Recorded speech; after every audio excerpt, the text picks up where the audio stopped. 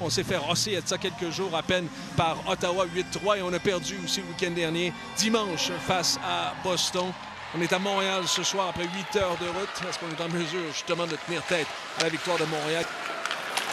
C'est sur la gauche avec Laura Stacey qui tente de déborder. Stacey du revers, bloqué par Rooney. La rondelle toujours libre dans l'enclave. C'est repris derrière. Ambrose en va sur la droite. Tergiverse quelque peu, remet à Tabin pour Ambrose. Stacey, pénalité à Craig, terminé, avantage numérique, la victoire. On est libre et c'est finalement Rooney.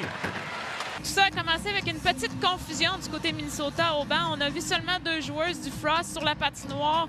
On ne semblait pas savoir qui devait aller sur la patinoire du côté de Minnesota. Donc un léger 4 contre 2 pour quelques secondes pour Montréal et des belles chances de marquer. Mais Rooney qui fait un très bon début de match. Face aux Simmons de New York. Action reprise avec Stacey qui remet devant Greg. Belle fin devant Rooney, son revers. Alors qu'on a manqué ici une belle chance, une passe magnifique de Laura Stacey à Dara Gregg. Et Corey Chevry l'a dit, là. Dara Gregg mérite d'être sur un deuxième trio. Elle travaille fort. Winkle, panique dans le coin. Steckline le tir de la pointe. Bloqué en défense. Rondelle libre dans la surface. Puis on va revoir. On parlait du 4e trio au dernier match qui avait aidé beaucoup à l'attaque, à l'offensive de la victoire. Et encore une fois ce soir, le 4e trio avec Gabriel David à l'aile droite aide beaucoup et crée des opportunités. Sheppers pour Minnesota. Ça retrouve toutefois la palette. Le défenseur Thompson. Le tir de Thompson et le but! Du côté de Minnesota qui amène la rondelle au filet, qui tente de déjouer Chuli constamment avec un lancer et on essaie de faire de l'écran, mais cette fois-ci, ça a marché. Et Corn Schofield qui s'en venait très près pour un retour. Donc, Minnesota prend un lancer de la pointe et tout de suite, on va chercher un retour, mais cette fois-ci, il n'y avait aucun retour. Un beau but et un bel écran ici devant Chuli. Oui, ça a touché le patin de Sheppers et ce sera son premier but cette saison. Sheppers, c'est qui a marqué le premier but et le seul but du match jusqu'ici. Il remet sur sa droite sur Butterack. Le tir de Butterack, ça a touché le poteau. Et finalement, Chuli a réussi à reprendre tout juste sur sa gauche. Alors qu'on apportait un changement et on complétait le 4e trio. Et on retourne maintenant avec le 2e trio sur la patinoire du côté de Montréal. Une courte présence pour le 4e trio. On remet sur Sheppers qui est toujours sur la glace. Laisse à Steckline.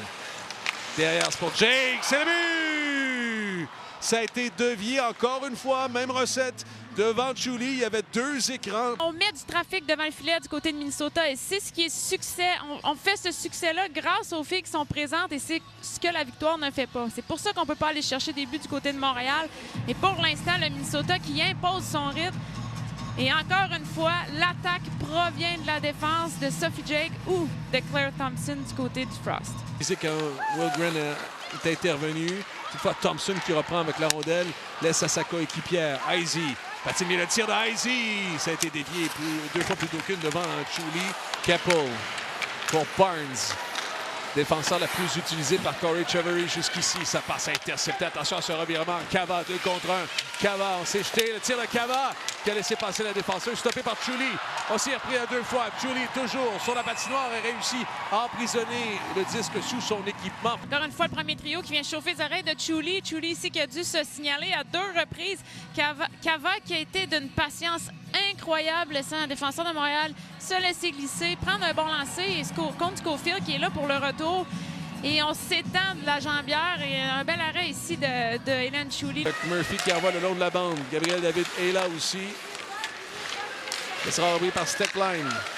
Jakes, le tir de Jakes, dévié de la jambière par Chuli. Finalement, le retour sur sa droite. En permutation avec Dalton maintenant, le défenseur qui est profondément dans le territoire adverse. Remet au haut de l'enclave. C'était pour Poulain le tir. Et finalement, ça a dévié derrière dans l'écran protecteur. En désavantage numérique, elle bloque les tirs, elle ferme l'enclave, elle empêche une Marie-Philippe Poulain d'attaquer au filet. On sait qu'elle est dangereuse, spécialement dans l'enclave avec son tir très précis.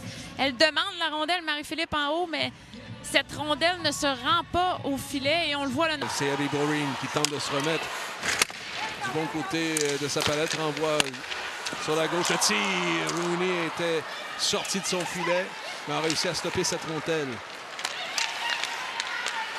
Petrie entre en zone adverse, ça se traduit par un 2 contre 1. Petrie n'a pas marqué, tergiversé quelque peu, le tir, le but! remarqué Erin Ambrose qui se faisait un petit chichi sur la ligne bleue défensive, qui a fait en sorte qu'on a eu un 2 contre 1. Erin Ambrose était pris à régler, faire un règlement de compte. Ouais. Et ici, on capitalise sur un beau 2 contre 1 et on vient totalement de changer l'allure du match. Un 3-0. Est-ce qu'on vient de clouer le cercueil pour Montréal? O'Neill, Ambrose, au haut de la zone. Tabin, Ambrose. Droite transversale, c'est joli le tir. Directement dans la mitaine de Rooney. C'est Dalton qui tente de tourner sur elle-même. On a voulu remettre pour Tabin. Chichova, elle, renvoie vers le filet adverse et Chichova va marquer avec 24 secondes, point 7 pour Gabriel David, qui a reconnu son premier match cette saison avec un contrat de 10 jours. Est-ce qu'on la reverra dans l'uniforme de la Victoire? C'est ce qu'on saura. Prochain match de la Victoire, ça sera samedi prochain au TD Place face à la Charge d'Ottawa.